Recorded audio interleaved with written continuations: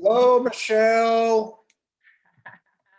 Hola, hola, how are you? I'm doing good. As soon as Wonderful. as soon as I figure out how to admit everybody. Well, how's Barbara and the kids? View, hold on a minute. Oh yeah, here we go. Kelsey, Logan, and here comes your daughter. Okay. Oh, you're okay.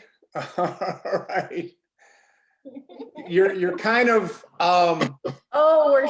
you're twisted. You're like, there we go. Oh, now we got you. Oh. Okay. How do we put this through air? It's like, wait a minute. I One know. second, it's working out. Here comes your sister. Do you think there's a way? There's Vince. Yeah, Mike, do you want to Let's leave. have everybody mute and put their questions in the chat box? Got a big group. Well, what I want to do, Vince, is, no, I don't want to do that. I sent them questions. So I think, correct me if I'm wrong, Kelsey and Patrick, you guys have seen the questions and have some responses. Am I right on that? Yes, we are definitely prepared. We're just right now trying to get your audio just through our AirPods. They're linked together. We hear you very clearly. Okay, we might just stick with this then. Yeah, we hear you. See, you can tell. That's fine. That's why it happens. And there's the proud, and there's one of the proud fathers right there that I'm looking at. Yep. Kelsey, Good how you doing, morning. man? Good to see you. All right. Okay, we're just admitting people in. So Vince, they already have the questions. I think once we get to the, once we get kind of through the questions, and then we'll go into kind of a, let's see, we'll go into a question and answer period, if that's cool. All right. Oh, we got a bunch of people we don't see often. There's Ed. It's good to see Ed. Thank you. Good to see you guys. Are you in Florida or Spain? Barbara.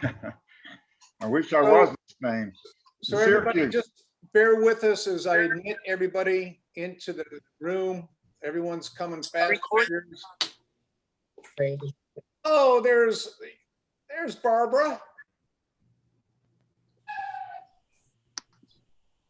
You guys, roosters in the background. This albergue we're at today has like just roosters everywhere. Yeah. Cool. That's what we like to hear, those roosters. Yeah. And as you're walking, keep your eyes open for the vineyard on the hill that's in my background. You'll pass that in a week or two. Uh-oh. Okay. Very picturesque spot. Awesome. Okay, view. Yeah, I see you guys are surviving, huh? Good. We all Ranjit, good to see you. it's a day-to-day. Yeah, it is. John, I see Tad, I see Ed, I see Randy. And we're just waiting. We got a couple more minutes as I continue to admit people. And then we'll do some introductions and we'll get rolling. All right. Here, Chris, Patrick, I think here comes your dad, I believe. I just admitted him. Marty. Okay. There's Vic. All right, waiting room, admit all. Okay, how we doing? Your dad's Chris, right, Patrick? Yes, sir. Welcome. Yeah. He's trying to connect. I see he's up there, so. I'll let him know we're working on it. All right, good. Good morning. Morning. Morning, Marty. We're just waiting Morning, for a few Marty. more minutes. Good morning, everyone. We'll give it a few Morning. more minutes. Good morning. I was very encouraged to see that we actually had a total of 32 people registered for this. That's Well, quite remarkable for a Monday morning. So we'll give it a few more minutes to allow people to join. Well, interestingly, Mike, I never got a invite. I got the link, but I never got, it never had a button until just this morning, and it was only on the American Pilgrims. It didn't come in on my private email. It came in on the chapter email. I don't know. This thing's so crazy. But anyway, here we are. Yay, Yeah. I'm excited. So far, so good. So let's see. Yeah, we'll give it a second. Yeah. So you guys did make Santo Domingo de la Casada, or whatever it is. De the long- Okay, yeah. We did Heck, I don't know. We got- how to do it. about 3 hours ago. Come we got here Maybe earlier than that. It's 5 o'clock. We got here Oh. like 6. Been napping. Yeah. Hey, how about yesterday's leg? Was that a long leg yesterday? That was a bit of a hike. How So many miles for the group? 17 and a half, thereabouts. Yeah, you did have some, it looked like some elevation change based upon Brearley's book. You know, he corrects for elevation, gives you a little bit more kilometers, if you will. So Patty, Laura, Dirk, we're just waiting. We'll give it maybe a couple more minutes. Yeah, I'm just, this whole thing with like EHR Where integration. where did y'all walk from this morning? Trying to get Stephanie out of his direct Q&A. I'm like, well, I Where don't did y'all start know this enough morning? about what you're Somebody planning needs to do go be on able to mute. answer these questions. Please, somebody. Anyway, whatever. Mute. Michael, you can mute them. You can Yeah. Yeah. mute. we came from Najera today, and it was Oh, a okay, 13.2-mile hike. It wasn't that was compared to nice. Yeah, that was a nice hike there. Yeah. Patty, great weather. It's like drizzle type, cloudy cover. Great. Right. Chris Brady, can you hear us? Mhm. Yes, sir. I'm sorry. I'm leaving it on mute. My wife's working right next to me, so I'll just be okay. listening in. I was gonna call you Mr. Brady, but I thought better of that. Okay.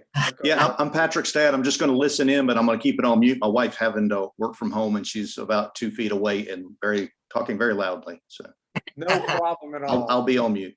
We're so happy that you could join us. Thank you. Yep.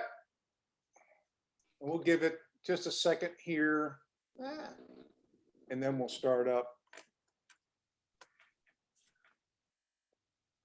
Right, here's somebody else. Ed coming back to us.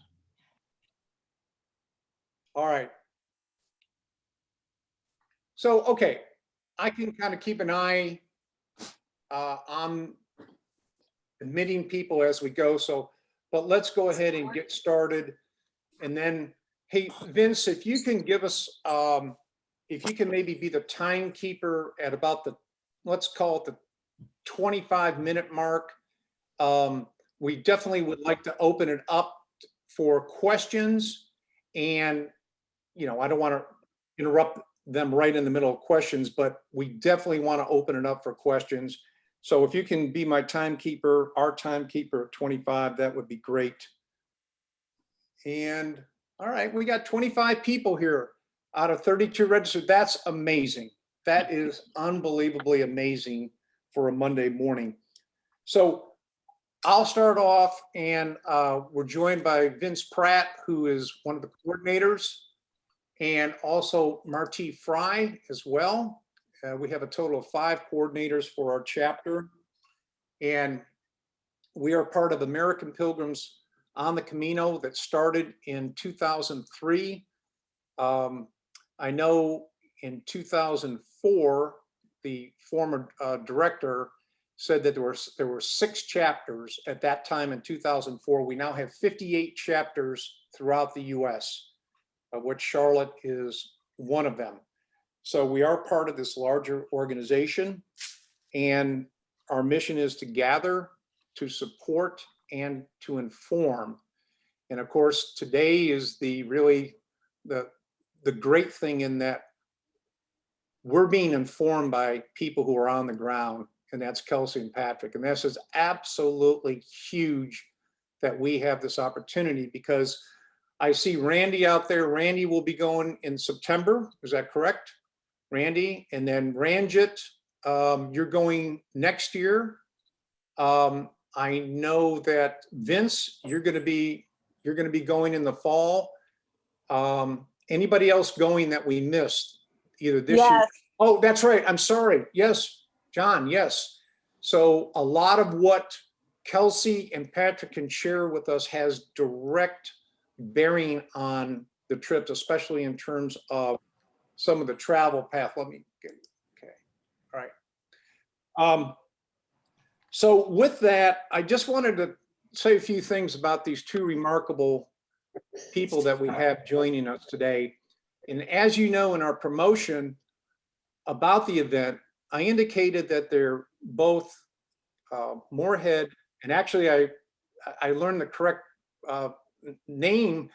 It's Moorhead Kane Scholarship Program that was started, according to what I read in Wikipedia, was started in 1951 as one of the first merit scholarship programs in the US.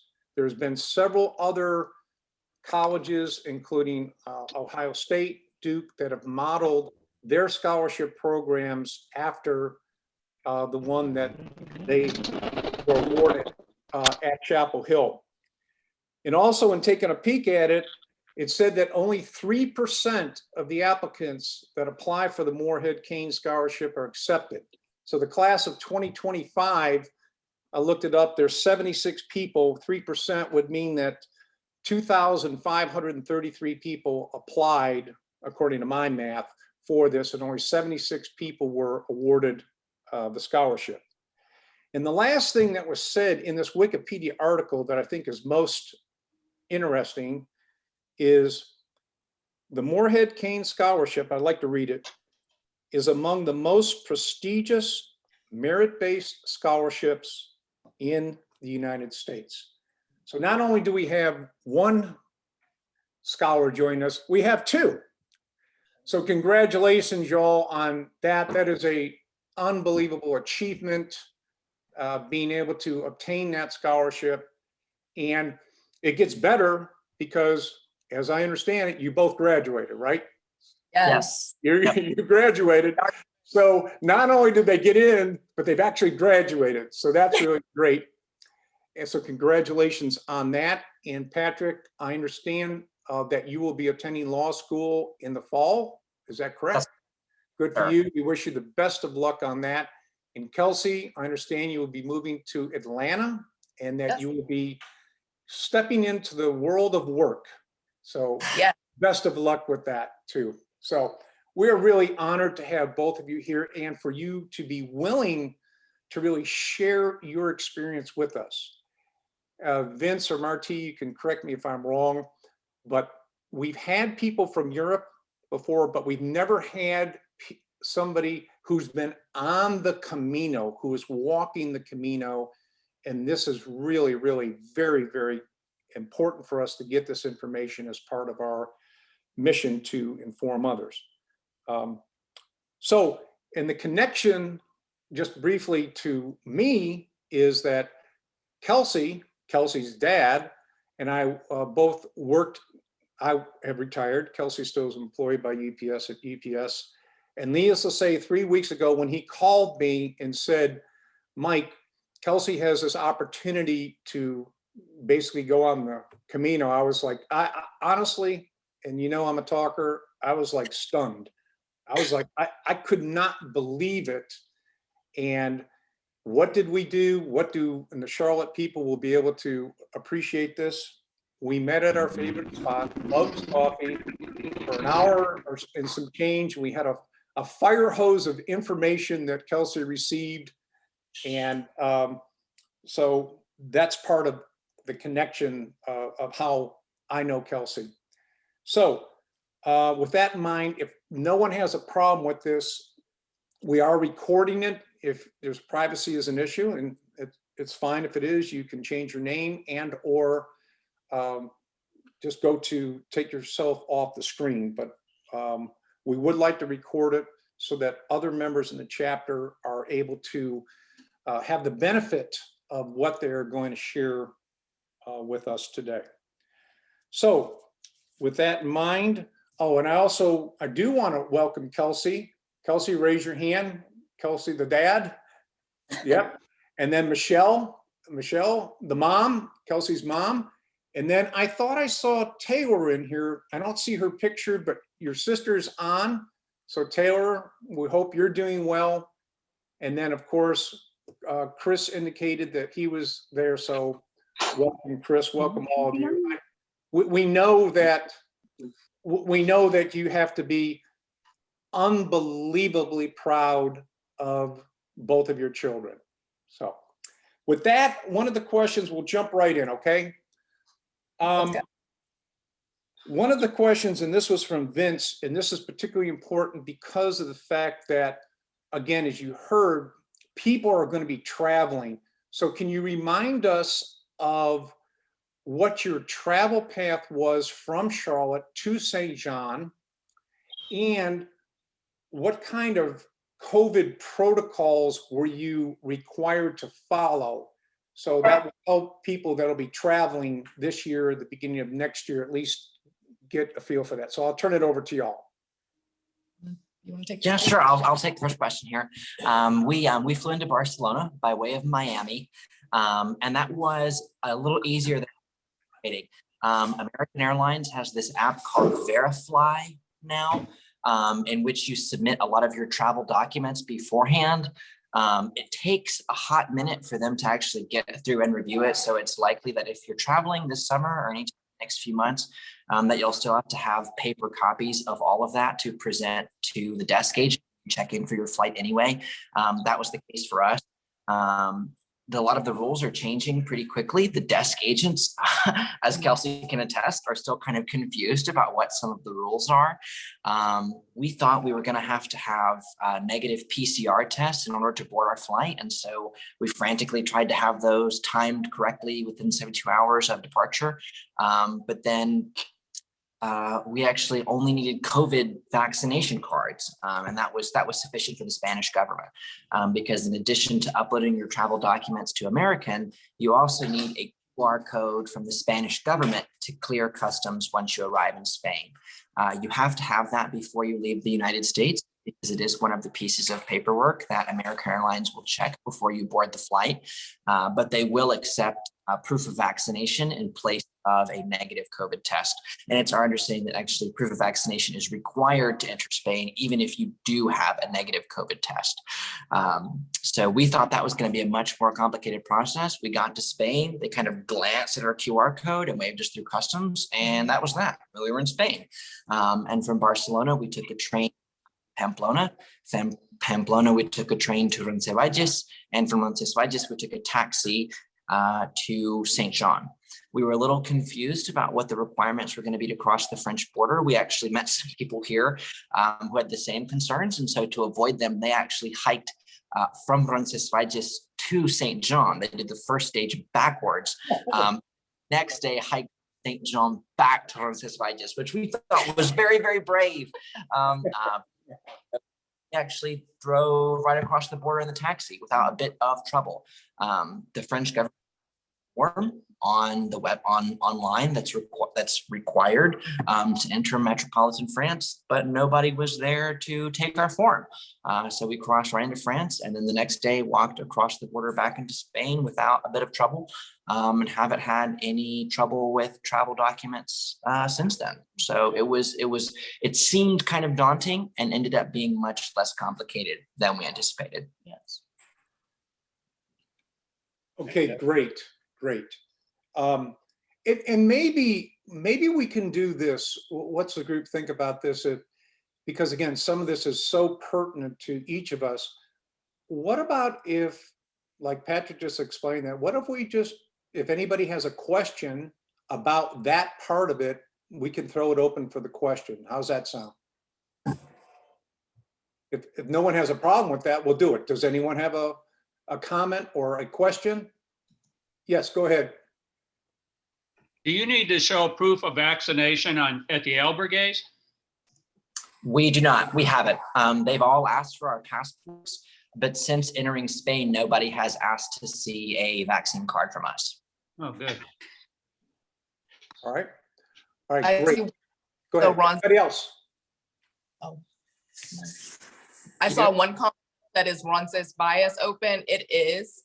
The main albergue was closed when we arrived. Was that because it was full or? Well, it's like the main albergue in Roncesvalles just has the big bunk room of 70 or 80 beds, but I think it also has like some alternate style accommodations because we got there and it was open, but the main bunk room wasn't open. They put us up in what was essentially kind of apartment style housing there. It was what, 20 euros to stay there that night. It was not, stupidly expensive to stay that way. It was 4 to a room instead of 80 to a room. But yes, it is open. It's a little different. And many people, when we did drive from Roncesvalles to St. Jean, just stayed in Roncesvalles. We think maybe because they thought that there would also be some like border issues or paperwork to show. So they actually didn't start in St. Jean, but it was no problem, crossing that border and then crossing back. Okay, fantastic. So we'll go on to question 2, and we'll kind of jump in there as we need to.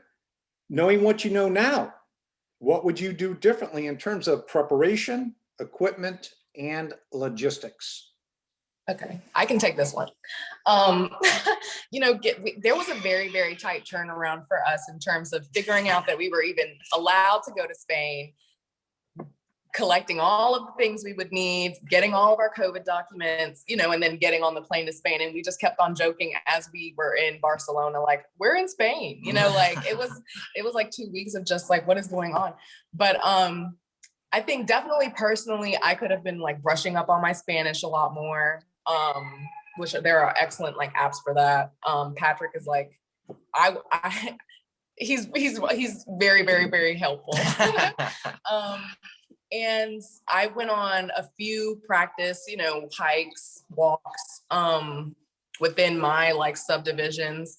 Nothing really can like really capture though, like a hike in, on the Camino. So just as far as, just physical endurance, that could have been just being built up a lot more. But in terms of equipment, I think that both of us have did a really great job about just like packing what we needed. None of us have been like, oh my gosh, I don't have this. Oh my gosh, this would be great. Like, and nothing is like dead weight either. There are so many just comprehensive packing lists online that, and vlogs and everything. Like we were set. We've been doing very well in terms of equipment.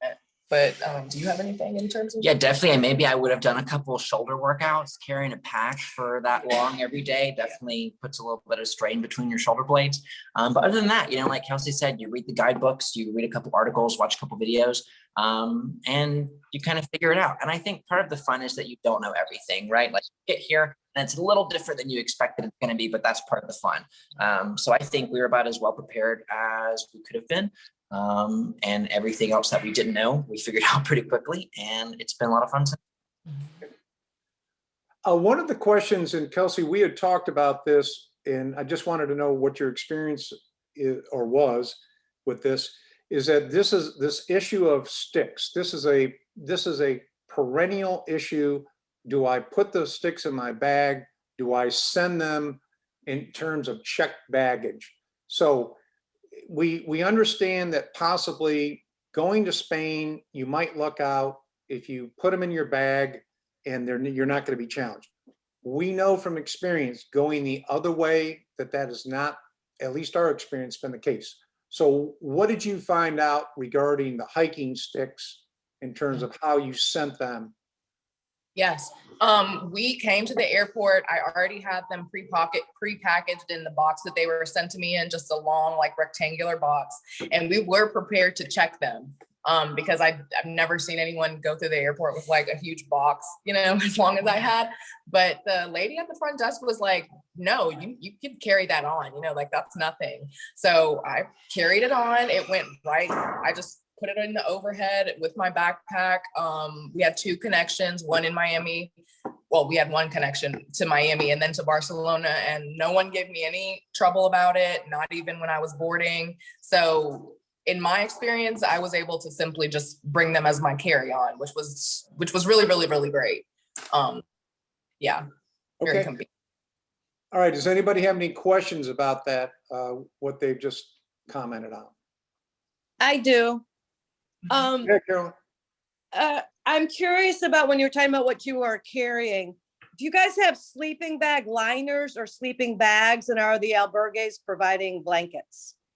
Good question. Good question. We both have sleeping bag / sleeping bag. I actually have a liner. Yeah, That's just like, fabric. it's like a cotton sheet that zips shut essentially, because it's been pretty warm. I mean, this is the first night that we've had that I think it's actually probably going to be pretty chilly. Yeah. So I've got like kind of a sleeping bag quilt and then like the liner. The albergues are giving us like these really thin sheets. There's been maybe 2 or 3 we've stayed in that have given us like actual fabric sheets to wrap around the mattress. Most are giving us this really thin, I don't even know what It's to like call so it. terrible. I don't even It's know. almost like tissue. It's just paper. hygienic. Yeah. It's nothing comfortable. It's just to put something over the mattress and Yeah. the pillowcase. I think the only place that we've been that had blankets was the municipal albergue in St. John. The blanket that was on top of my bed smelled like, oh, I did not use it. But it's been warm enough so far that I've not felt like I needed a blanket, really. Okay. Oh, was that the rooster in the background? No, it's just a door. The squeaky Oh, door. I thought I was hearing. Mike, Yeah, go ahead. It's Marcie. I think that Derek put a really good question in the chat. You may want to check it out. Okay. Ron said, oh yeah. Did you go to the Pilgrim's office in St. John? Any info from them? How crowded is the start? Oh, good question. We did go to the Pilgrim's office in St. John. They gave us not only our passport, but this really comprehensive list of all the albergues in like from town to town. They weren't able to tell us, that all of them were open. Some of them are closed because of COVID. But yes, we were able to go to the Pilgrim's office, and the start wasn't like, you start with more people than we are with now. So we were seeing like a lot more faces on the way to St. John to Roncesvalles, and even all the way to Pamplona. And now we've kind of started to thin out a little bit as people go their own ways. Some aren't doing the whole thing, et cetera, et cetera. But one interesting thing that one guy has told me is that they were like literally the day before they started, they were going to hike the Camino Norte. And somebody in St. John literally told them, like, do not do it. The people who have started are all coming back because none of the albergues are open, and the ones that are just so expensive. So the Camino Frances seems to be like the very, very primary one, more than usual, or more than it usually is this year. And even we've experienced like these albergue closures. I mean, like we've kind of figured out that like the prices on food, places to stay, they're a little bit higher than normal. Nothing ridiculous, 20 euros for that apartment in Roncesvalles, which wasn't even a hostel. But we typically do spend up at least 50, not at least, at most 15. Our most expensive place that we've stayed so far has been 20 for the night. The cheapest place we've stayed has been 7. So nothing is crazy expensive. But I mean, we've looked at a couple guidebooks, a couple guide apps, and the listed prices that a lot of those previous resources give for a lot of these albergues is a little bit lower than what they're charging now. But that makes a lot of. We stay in Puente La Reina. It was a room with 12 beds in it, and the maximum capacity they had listed for that room was 4 people. So, I mean, if they're operating at 1/3 capacity, I'm happy to pay 2 or 3 euros more to keep them open for next year or the year after. It's been over a year since they've really had a wave of pilgrims come through. So that makes sense. Right. A lot of them aren't serving dinner. You're on your own for dinner. I think we've stayed at 2 that include dinner with the price that we pay to stay there. And that's been really fun. So, I mean, it's definitely a little bit probably of a more expensive experience to do the Camino right now. But still, not even remotely approaching the price of staying in a hotel every night or anything close to that. Let me ask just a related question that has to do with how crowded and what you found crossing the Pyrenees. This time of year, there could be 350 people leaving St. John in the morning, which means all day you're looking at 20 or 30 people in front of you and another crowd behind. And after you've been walking about 4 hours and get near the highest point, there's usually a trailer there with a guy serving coffee. So did you see 20 people or 200 people, and was the coffee trailer there? We did not see the coffee trailer. That may have been the food truck in our book. That was not. Okay. Yeah, wasn't there. But we did stop at the Cafe Orison, and that was very nice. As far as the number of people. Yeah, the first day was definitely the most crowded. I mean, that's definitely as many people as we've seen on the trail in any one day. But I don't think it was nearly 250, 350 people. But like exactly like Kelsey said, like from St. John to Pamplona is probably the most crowded period. After that, people start to kind of find their own pace. I will say though, a lot of the smaller towns that we've passed through that usually have 1 or 2 albergues open, a lot of those are closed. I think for right now, most pilgrims are going to be limited to the town or the town or two on either end of kind of the traditional stages, because a lot of the smaller towns make the albergues just aren't open. I mean, we found a handful that are still open, but truly not many in a lot of the smaller towns. So I think a lot of people are probably channeled to some of the same places. No, I mean, I remember we took the bus from Pamplona to Roncesvalles, which I expected to be kind of empty, but was almost completely full. But like Kelsey said, maybe half of those people stayed in Roncesvalles and started from there. Maybe the other half continued on. But no, I think maybe in total, the group everyone we saw on the St. John de Roncesvalles stage, maybe I was going to say, yeah. On the Camino and that segment for the whole day that, you know, you saw in different amounts as you passed them and they passed you. But no, definitely not in the hundreds, not even close. What was the number you just stated? Probably 30 or 40 people that we saw on the trail that day. Okay, much less than usual. Okay, good. Yeah. All right, we have a question from Dirk to everybody. What does it look like when you go through the towns? I think you kind of touched on a little bit, Patrick. Places closed, and are masks required while you're walking and or in the town if you go into a cafe? Sure. I'll tackle the mask part first because that's actually funny because you don't have to wear them while walking. They are required in towns. And it's, you know, like I've never seen like mask adherence like I have here. I mean, like you will look silly, like even wearing your mask incorrectly because everyone has it, you know, whether it's in church, we went to a mass, whether church, whether it's just walking in the streets. When I'm kind of passing through a town, I think it's kind of a given, like she's a pilgrim, it's fine. But actually today we like finally got to Santo Domingo. We were just resting our feet, getting a drink and a Coca-Cola and a coffee. And the police literally like rolled by. We were like, oh my gosh, like what's going on? He rolls down his window. He's like, can you please put your masks on? We're like, Oh, wow. okay. Yeah, so and I've seen like signs that are like, you will be fine. You know, they're just a lot more like mask friendly here. And so, but you don't have to wear them while actually walking. And then walking through the towns, I mean, it's still just not crowded. Like the people, I think that now day to day, we walk with about like, I feel like maybe 12 to 15 kind of others, even 10 to 15. And you just kind of you're not all getting to the town at once. It is very, very quiet when you go through the towns, really, no matter what time. We typically get to our destinations around noon. We're early risers. We get up at 6.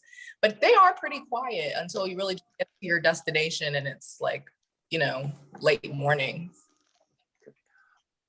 You mentioned, I think you mentioned Mass and you were talking about St. John. So did you guys get a chance to go to the Pilgrim's Mass in St. John? Do they even have it and then get the blessing, or how did that work? Yeah, no, now that I think about it, I don't really think that there was a mass for the blessing. We were definitely unable to go because we were almost late to our train from Pamplona. You know, we had an interesting day getting there and we were pretty tired. But I'm not sure if the St. John's Mass is actually occurring now that I think about it. The churches are open, but on that particular day, you know, there was not like many pilgrims actually flooding into the church like that. And I think would have definitely heard about it, but there was Mass in Logroño that was like, you know, right before dinner, and that was cool to experience with the other pilgrims. After dinner, they've let us back in and prayed with us, et cetera, et cetera. But yeah, didn't attend the one in St. John if there still is one. Now, the question, and I think you touched on it before, but just for clarification's sake, okay, so when you check into an albergue, whether it's, as you mentioned in Roncesvalles, some offshoot of the main body, what is the procedure? Are you expected? I mean, we know, generally speaking, that you're going to have to produce your passport, but are they asking for your card, your immunization card? I can't say it right now. So what are they asking specifically for when you walk up to the desk to register at the albergue? Yeah, so they check your passport, which I gather is pretty normal, and then they look at your credential and they stamp it. And they'll give you like this little tissue paper sheet and either assign you to the room or lead you to it. And then they may assign you a bunk in the bunk room to make sure you're spaced out correctly. Some of them will either have some of the mattresses removed so that you know which beds to not sleep in, because you can't sleep there if there's no mattress, or they will have already put sheets on some of the beds. Because we stayed in one room where it was like a row of bunk beds and it was like bottom, top, bottom, top, bottom, top. It was kind of zigzag, so you knew which ones to take. But actually at the desk to check in, no one asks for your immunization record. No one asks for a negative COVID test. I think a lot of them know that to be a foreign tourist in Spain right now, you have presented some kind of record of that already to even enter the country. And so they do not ask to see it again, but they do ask for your passport. They stamp your credential. And I think that's the extent, and a couple euros. And that's the extent of the documentation that we've been presented since we've and as part of that process, we heard that some of the albergues may be requiring you all to put your backpack either in a locker and or in a bag, or some albergues may say, okay, you may not take your bag into the sleeping area. We'll give you a small tray so you can put your personal items in. So what is going on with your experience with how your packs are treated? Yeah, we've not seen any of that. The thing I think that's maybe closest to what you're describing that we've experienced is the place we stayed in, Puente de Arena, had a spray bottle of disinfectant. And so prior to entering the albergue, we had to spray the sides and soles of our shoes, and then also the sides and the bottom of our packs. But aside from that, we've been able to bring our packs in everywhere. You know, you're not allowed to put your packs on the bed, but that's, I gather, an existing rule. But no, we've been able to bring our packs up to the room with us everywhere that we've stayed. We've not had to leave anything at the door other than our shoes, but they're muddy. So that's that rule makes sense to me. But no, I mean, we've not had any kind of trouble with moving through the albergue. Great. Mike, you're at 25 minutes. Okay, good. I think this format's working good. Thank you, Vince, where we can kind of, you all talk for a little bit. If the group has questions, we don't have to hold them to the end. So having said that, does anybody have a question they'd like to ask Kelsey or Patrick? I do, Mike. This is Kelsey's mother. Kelsey and Patrick, how much time would you recommend between arriving at the start point and beginning the hike for the first day? Like, do you recommend a day or two, the next day? And then secondly, what are your thoughts, concerns, or observations in regard to just safety in general? Yes, because I'm trying to think. Actually, okay, yeah. So we arrived in Barcelona on Friday after flying out Thursday, and we didn't start hiking until Sunday. Saturday, we needed a travel day to get to the start point.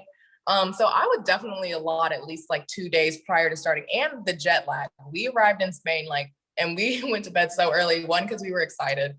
We just wanted the next day to come. And also because we were exhausted. So I can't imagine having any less than like 2 days, just to get yourself accustomed before setting out on the first 15-mile walk, which is literally just straight mountains from St. John, which was it was a tough one. What was your second question again? Like safety generally. Oh, safety protocols. Yeah, I feel very, very safe. we don't really, we walk together at the beginning, and then we kind of go our own paces. So there's a lot of times that, you know, as a woman, I'm just like on the Camino, maybe I usually honestly don't see people in front or behind me because it's just a lighter year, but I feel totally at ease, even with headphones on. I don't feel at any time in the town, on the walk, at the albergue, like that I need to be super, super alert. I think the closest thing in terms of safety that I always think about every day is just like where my kind of like fanny pack is of my passport and money and stuff when I'm like showering, or just not near my pack. But besides that, I feel like very safe here. What about you? Yeah, and exactly like Kelsey said, it kind of takes some time to get to the start point. We left the US on Thursday evening. We arrived in Barcelona Friday morning. We got to the Barcelona airport at 9:10. The train from Barcelona to Pamplona, the daily service is at 9:30 in the morning, which is kind of a quick turnaround, 20 minutes. So we couldn't even get on the train until the next day, which was Saturday. Saturday is about all day a travel day because it's a 4-hour train ride. Then there's about like maybe 2 or 3 hours between that and the bus. The bus is about 90 minutes. You don't get to St. John until about 7 o'clock, you know, the day after your flight arrives. So like Kelsey said, like you need at least 2 days to even get to the start point. And then once you're there, you know, we were really excited to start. So we got started right away. I think it's probably worthwhile if you're really into it to spend a day or two in St. John. It's beautiful countryside. But yeah, like Kelsey said, I mean, I feel very, very safe here. I think part of that probably is the fact that it's not as crowded. It's really easy to recognize people. You feel like you're hiking with your friends after a few days because like she said, we started with a bigger group and we've gotten down to probably about 10 to 15 people that we see, you know, every day, every other day. We pass them and then they catch up with us and we kind of leapfrog, but it becomes, you know, a much more intimate community of hikers. So it feels pretty safe. And then, like we mentioned earlier, the bedrooms have fewer people in them than usual. So we're in a room upstairs that I think probably usually sleeps about 10 people that right now just has 5 people in it. So Which is so nice. Like I can't imagine actually being in full albergues just because of like our weight. It just feels like honestly a lot nicer with simply like less people, a lot more relaxing. I know that other people use other routes such as the Portuguese to like just be more in their solitary and you know, but I feel like it's a great balance here. It's a great balance. If you want to socialize, you'll get to the cafe when you're done and your group will be there or whoever, you know, but if not, like it's a lot of quiet time, which is really nice. And Kelsey, Bridget had a question. Bridget? Yeah, I was just wondering, way back you had mentioned about, you know, some of the albergues are not open, especially in the smaller villages, as I remember. So how many miles a day were you expecting to walk? And have you had to go farther than you were expecting because you found that some of the other albergues are not open? Yeah, we've not really had any trouble with scheduling. We've been able to stay everywhere that we plan to stay. I mean, I know there was one day we went a little further than we had planned, but that's because we got there pretty early and our next day was going to be kind of long. So we just went on ahead and cut some miles off preemptively. But, you know, you get to a town has, you know, 5 or 6 albergues, you know, maybe 3 or 4 of them are open. So, you know, there are fewer pilgrims, but there's fewer beds rather, but there's also fewer pilgrims. So it's not like it's that hard to find a bed.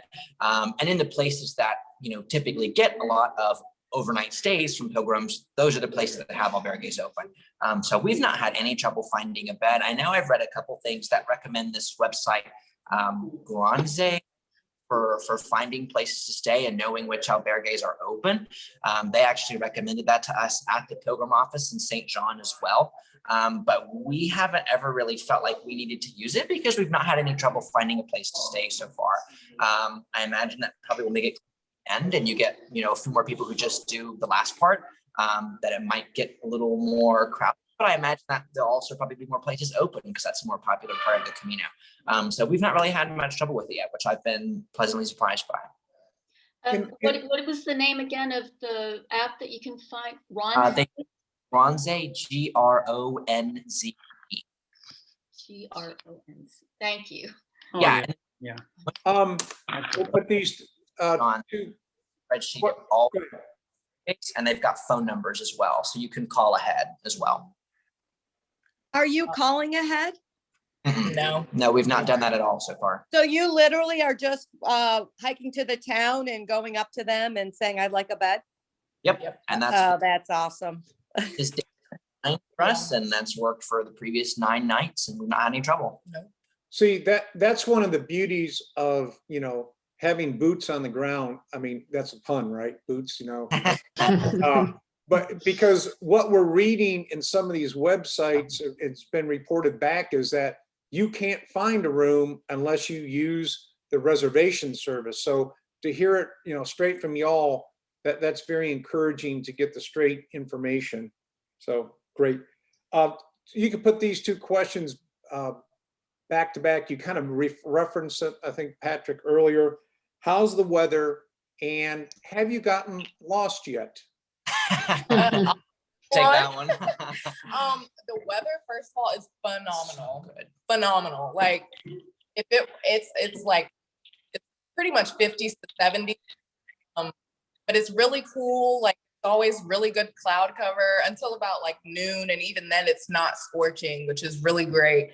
And we get up at about 6 a.m., start at 6:30, and the hikes haven't been super long, and we have a good pace going. So we're at the Valberg by like at least 1 on most days. But yeah, the weather is phenomenal, great walking weather. And as far as getting lost, I was the one lost.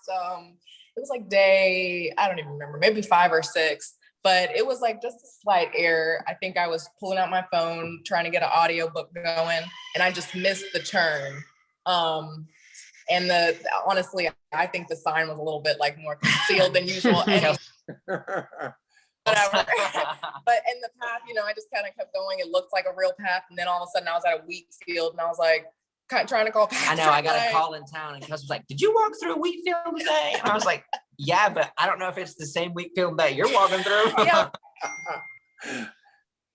He's like, no. And so I just backtracked, and it was so fine. Like, you just look at where the other, just go back to wherever, I'm sure y'all on the Camino many times. I use an app called Gut Hook. Props to Dad for recommending this. We've used it on a couple hikes in the US before.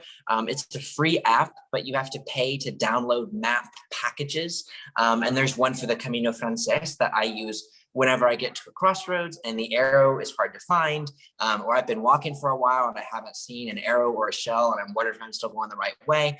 But it's really great because you download the map. So it works, when you're out in the middle of a wheat field and don't have Wi-Fi. And it also has a GPS feature, so you can actually see where you are on the map. So you can, press the little GPS button and it shows you where you are. So when you're at the crossroads, you can pick from there. But it works fantastic. I have it on my phone, and it has saved me from going the wrong way a couple times. So I recommend that pretty highly as well. Tad, just put Gut Hook in the chat. So it's there if you want to access it. And then we also have the GRONZE in there as well. So if you want specifically that, go ahead, Vince. You said you called each other. So what are you doing for phones? Are you using a US-based cell carrier, or did you get a Spanish SIM card? How are you navigating that? Yeah, so I have, we purchased a pretty comprehensive plan with data, minutes and texts, at least my phone or my family did. But honestly, like all the albergues, and even we don't typically ask for restaurants because we're just not there long enough, but all the albergues have the Wi-Fi name and password like super visible. I think if I didn't have the plan with like data, I would not be at any type of loss because you're not really using it way. So the Wi-Fi is like excellent service. I mean, as y'all can see, I'm on the Wi-Fi now and there hasn't been any problems, at least on our side. That's the plan I got. What was the plan? So you have a US-based carrier, is that it? Oh, yes, I'm still with Verizon. It's just the it's the travel pass plan, and I think it's about like $10 a day if you even if you send a text, if you call, or if you use. Got it. So yeah, and I'm doing something similar. Our carrier at home is AT&T, which offers something similar called AT&T Passport, which is $70 a month. And it's like, I think 35 cents per minute, which is fine. Call anybody here to find each other. You can still text just like normal. That doesn't cost extra. I think there's 1 gigabyte of data included, but like Kelsey said, the Wi-Fi is good enough here that I don't ever have to use it because all the mapping that I'm doing when I'm on the trail is from a download. So that's not really been an inhibition for anything either. Okay, got it. So you've got US-based plans, but don't need to use them very often. So that's good. Got it. We have a question from Randy in the chat room. Are credit cards accepted, or do you need euros at albergues and other places like restaurants and grocery stores? Yeah, we don't use our cards at all. We okay. Well, I use ATMs here, and then we've only had to withdraw like twice. I've only had to withdraw like twice since I've been here, and it's like day 10. But we don't use cards. I'm not sure if they even accept cards. I'm just very quick to just give them the euros and just be done. I'm sure they accept credit or debit cards. We just haven't tried to use them much. I mean, I use my debit card to get money from an ATM, and that's about the only time I've used my card since I've been here. I need to get money when we go out for dinner, actually. Yeah. I'm sure you can, but we haven't tried. We pay for most things with cash. I think paying with cash helps me at least budget a little better because I'm touching everything that I'm spending. We're going through probably 30 or 35 euros a day per person because the albergues are a little more expensive and we have to go out and find our own dinner. But like a lot of people, we'll stop in a supermarket or a bodega every couple of days and get some snacks and have those for lunch. Save some money on food that way. And it's a good way to just have some money to have some food on the trail rather than not have to try to find a town when you get hungry for lunch. So I'm certain that they take cards. It's just not something that we've tried much. And following up on that from Michelle is, how's the food? It's so good. They have French fries, Mom. Every meal. Yeah. Do they have? Do they still offer pilgrims meals, or has that been? Go ahead. Yeah, they do, but I do. They're like 16 euros, which I feel expensive. like was. Ooh. Yeah. So we don't get it. We don't ask for it. We just honestly go off the regular menu. But yeah, great food. Yeah. Okay. Very cool. Another question. Have you experienced any Camino magic, either an unexpected kindness or an inspirational moment? Go tell them about Ben. Okay, I'll tell them about Ben. Ben was there was this man, Ben, where were we? On Hardin, maybe leaving Estea or something. I think that's right. Yeah. But just walking into town, I was looking around for Patrick because he said he was going to stop at a cafe, and he was just up on this on these stairs with some man, and we just went up. And it's hard because the cafes are really closed in the mornings. They really don't open until about 9. And when you're getting up going at 6:30, it's kind of like we've passed through 2 or 3 sometimes, and they're not open yet. But there was just this man kind of sitting. And he had a whole setup, just a tray of Nescafe and some cups and sugar. And he was definitely evangelizing. He was part of an albergue that was very into just, that was their mission there. But he just sets up every morning prior to the actual cafe owner coming in. They have an arrangement where he'll just offer coffee to pilgrims and have a brief little conversation about them, about the purpose of life, nothing super serious, right? Yeah, he was just really nice, just so sweet to set up every single morning, knowing that, places aren't open, and just offering a quick little cup of coffee to someone who he knows probably is looking for a cup of coffee. Looking for a cup of coffee. Yeah. Go ahead. Thank you. Go ahead, Vince. Vince, we can't hear you. Vince. Sorry. So what you're saying is sometimes in the morning early between 7 and 8 or 9, you'll pass cafes or bars that are not yet open. And that's probably, if that's the case, that's probably a result of lower crowds, because in typical seasons when it's crowded, every bar and cafe is open because so many people pass. But you don't always find them open. Is that right?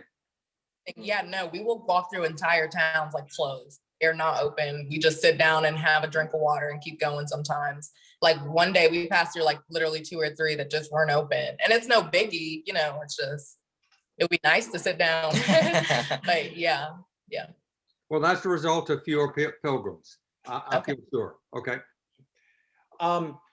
Logistically, and Kelsey, we had talked a little bit about this and interested to hear what both your insights are. And this is again, a perennial discussion.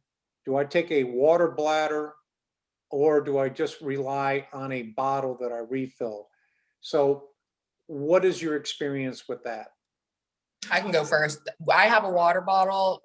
It's completely fine. I think if I did have a water bladder, like sure, I would drink out of it just because it's there. And I've seen many pilgrims with one.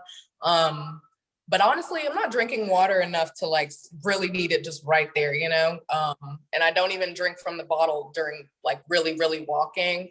I'm definitely gonna like stand still, get together, maybe put my pack down, and in that case, like a water bottle, you're fine. Yeah, definitely. I would say that carrying a water bladder is probably more water and more weight than you want on your back.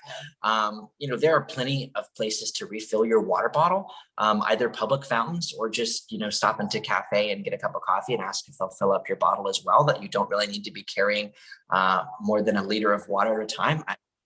Bottle, and that has been just fine for me. The only day that I wished I had more water than that was on the very first day coming out of St. John. But I mean, since then, you know, once you start getting to the part of the community where you're passing through a couple towns a day, you know, we do just fine. Okay, great.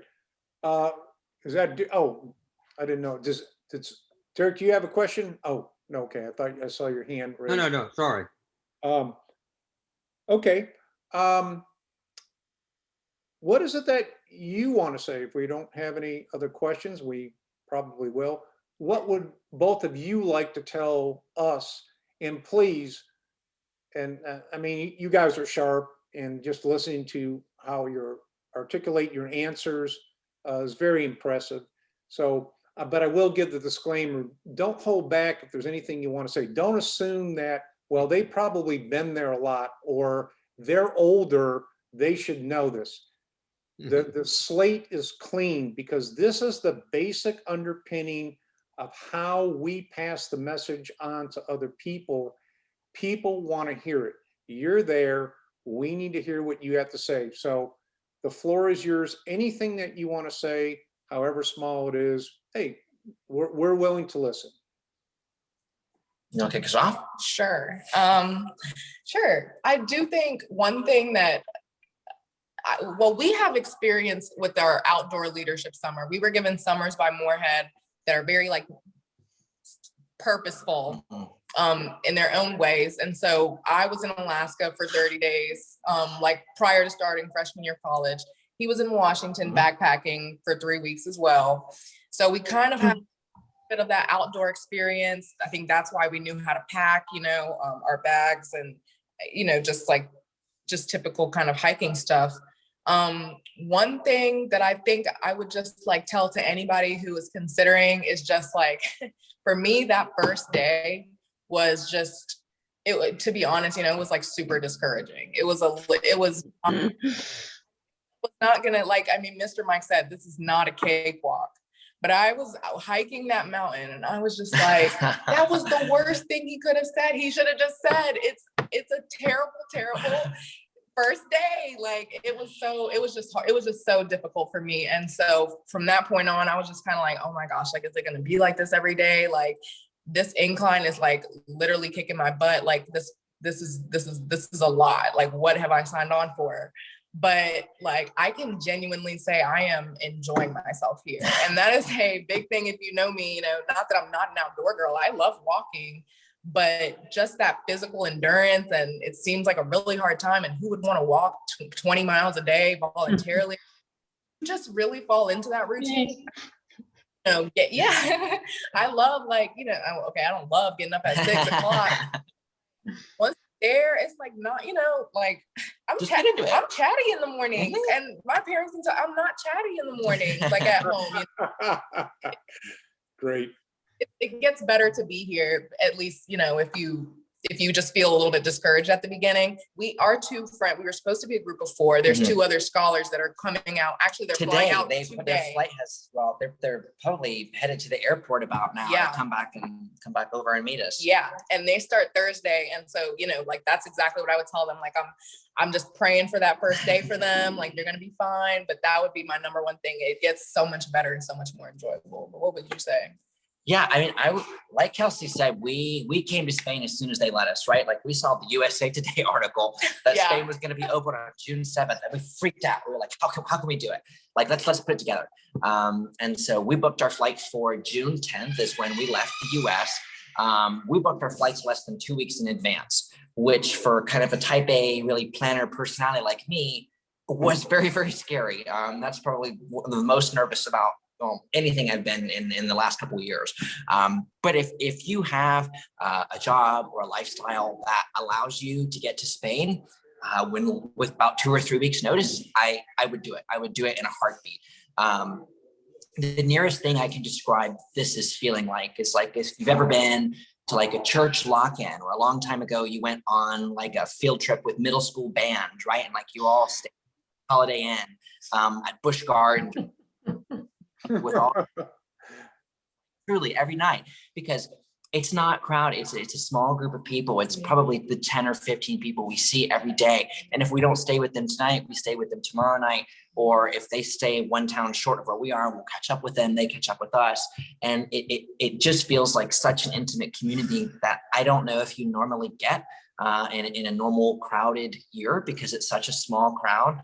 And if you're able and comfortable to take that jump by, the end of July and get here before it starts to fill up again, I would do it. I don't know when there's ever going to be a chance to do a Camino like this again. And I'm really, really lucky that it worked out for us to be here in this particular year. I think it's an incredible experience that I don't know is ever going to be possible to replicate. And I think it's so, both of your insights are so wonderful, because we, and of course, tried to predict, a year ago what it was going to be like. And we kept saying, well, it's not going to be the same Camino. And in a way, Patrick, what you just described was, yes, it's not the same Camino, but it's still a very meaningful Camino. And for someone that needs a little more solitude, it may be the Camino for you instead of having so many. So it's really interesting to see how our whole mindset has shifted around the question of what is it going to be like. So thank you for both of your insights, and we will ensure that we stress that first day is going to be tough. And you said you stopped at Orasan. That's why at the cafe there, that's why many people will not go the whole route. They will stop and spend the night in the albergue, and then right past Orasan, we understand a new albergue has opened up as well to give even more opportunity to break it up. But certainly we hear that, and we hear your insights. That's great. Vince. I was just going to ask, does your schedule include going on to Fistera? Do you have an extra 3 days to do that? Yeah, we do. We hope to. We do have a few extra days on the back end. And at our pace, it seems like we'll get there pretty. Yeah, we're speeding along. We're hoping to have the time at the end to go dip our feet in the water. So that's the plan right now. So yep, we started in St. John. We're gonna get to Santiago, I think July 15th is what we have on the schedule right now, which gives us a couple days to head on to the ocean and hopefully have some time there before taking a very long train back to Barcelona. Right. We have a couple questions from the chat. What was the picture like in the bigger cities? Lively. I know y'all obviously went through Pamplona, and along with that, is there any talk or notices about the Holy Year? Because this is the Holy Year. Every 7 years, I think it is. It's designated as a Holy Year. It's been extended by the Pope due to what's happened, I think, into the next year. So any talk or notices about the whole year, and how are the larger cities? Are they lively? Are they closed? What are you seeing? Yeah, we've not seen any notices about Holy Year. We knew that it was one when we came, and we thought that there may, even with COVID, that might be a little bit of a busier year. Of course, I mean, I'm sure when we get closer to Santiago and we're in Santiago, we'll start to see a little bit more of that. But we've not really seen a lot of chatter about it. No one that we've talked to, other programs, I mean, has mentioned that that's necessarily a motivation for them, or even indicated an awareness of knowing that that's this year. The bigger cities are still so much fun. The biggest place that we've been through are Pamplona and Logroño so far. We're supposed to get to Burgos on Thursday, but they're exciting, lively places. The place we stayed in, Logroño, the bedroom that we were in was on the first floor on the front of the building.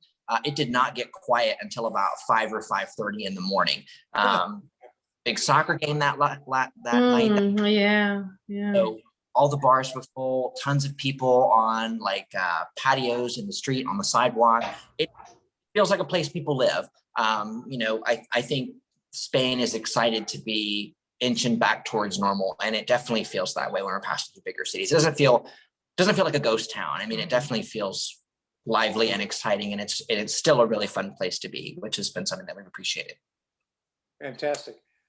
Kelsey, I know that we had talked about your footwear prior to leaving. I think you were planning on using the Brooks. I don't know if it was the Cascade or what. How is your footwear for both of y'all? Kelsey, you first, and then Patrick. How, any blisters, anything about that? I have the Brooks like glycerin model or something. It's my first pair of Brooks. They're excellent. I also got like a pair of arch support pairs to or inserts to put in there, but I just them because I think they do make my heel rub a little more. I have like twin blisters on my heels right now. They're not really painful, but they're there.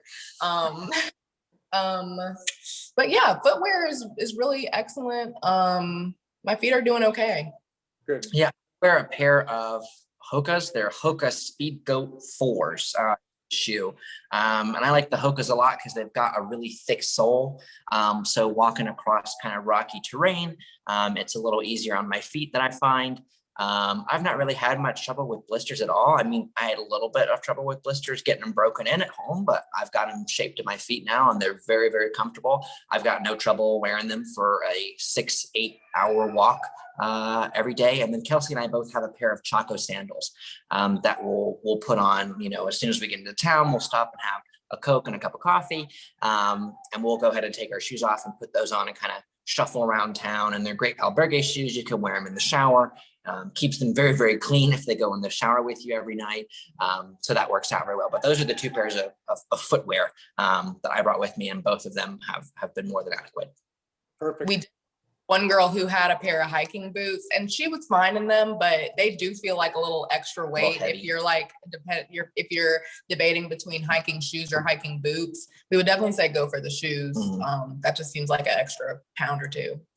The terrain's not that bad. Great. Another question from Ed Riskowski. Have you seen any other Americans? Yes, actually, there are two Americans actually in the albergue here in the room right next to us, who we have not been traveling with, but we've seen them quite a lot from Montana. They are both they're 21 and 22, and they are a ton of fun. We've had dinner with them a couple of times, but they started about the same time we did. They're the pair who went from just to St. John and back in 48 hours on foot. So they're probably hardier hikers than we are. There's another fellow from San Antonio who we've seen a couple times. So there's a handful of Americans over here. We found the San Antonio guy is actually famous. He used to be on Desperate Housewives. So we've been okay. He's a bit of a minor celebrity, so that's kind of fun. Oh, that's cool. That's cool. Let's see. All right. Do we have any other general questions? I think I do, Mike. I have a question. Kelsey, you called one day and you were in the background. It had a nice swimming area, looked like a lot of water. Was that, which albergue was that located? Yes, that was in, we were supposed to go to Los Arcos that day, but we were like, let's just keep going further because we were gonna have a long day the following day. And we just ended up arriving. It was the first albergue in town, which Patrick will tell you, the first albergue in town. Is the one we're gonna go to. Whoever it is, that's where I am. And it did have a swimming pool. Was it a private one? It wasn't private, but it was. I mean, it was private. It wasn't a municipal because it was Torres del Rio was the town. It was small. It was so small that it did not have a municipal. But it was very nice. Yeah. That when we stayed there, that included dinner. There was a swimming pool. The fella who runs it has like a beer keg. Yeah, with right there. Poolside. It was just the two of us for dinner, and it's a bottle of wine per table included with dinner. So that place is really a part. We'll have to look up. We'll send it to y'all, but highly recommend. That'd be great. Yeah. Wonderful. All right.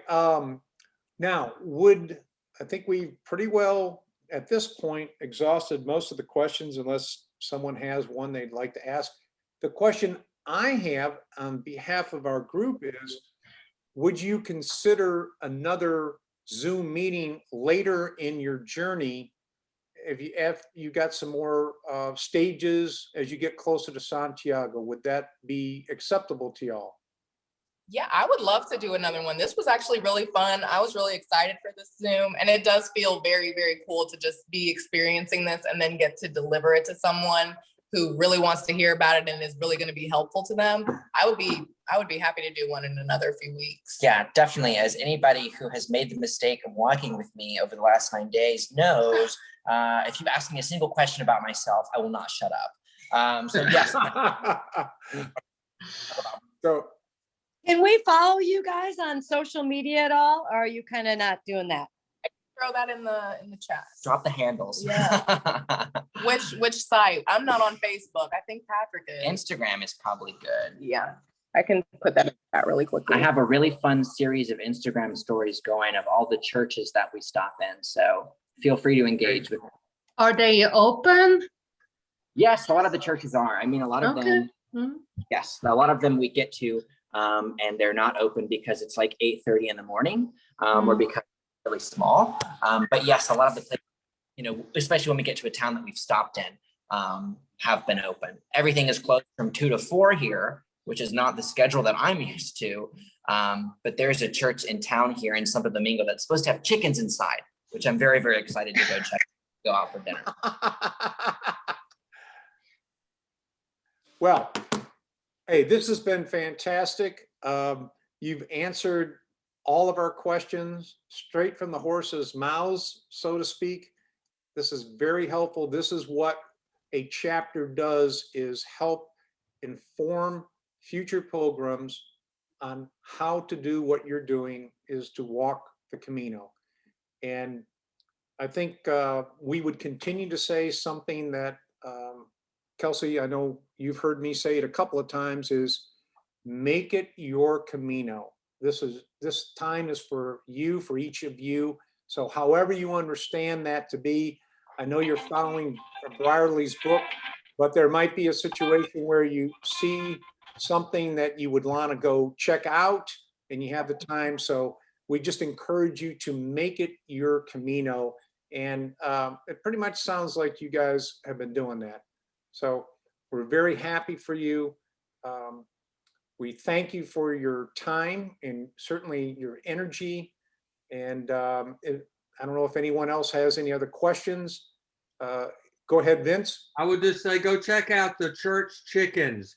There's a long and miraculous story associated with that chicken that lives in the church. Don't spoil it. Where's that? The town you're in, I believe. Oh, okay.